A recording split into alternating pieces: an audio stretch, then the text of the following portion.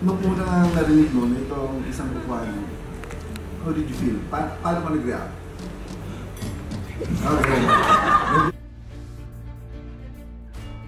I was pang-mainstream honestly, ano talaga ako eh, I'm always reluctant to get anything mainstream because I don't want, I'm so annoyed with myself.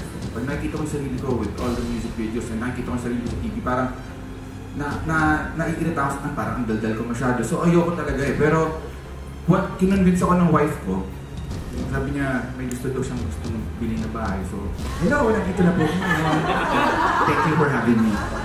Again, but I wouldn't do it if it's not fun. And sa totoo ay, ngayon, I'm sobrang thankful ako sa wife ko na sinasabi ko na sobrang na-enjoy ko yung ginagawa ko. Thank you for convincing me to do this. Tapos, ngayon talaga I look forward na makatrabaho itong mga ito. Kasi sobrang, honestly, we're just having so much fun.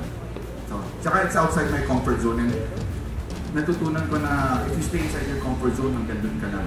So, it's stepping outside tapos biglang discovering a new world and meeting new people and having fun with them.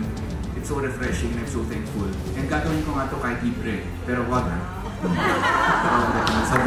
Sobrang enjoy ko talaga. Sobrang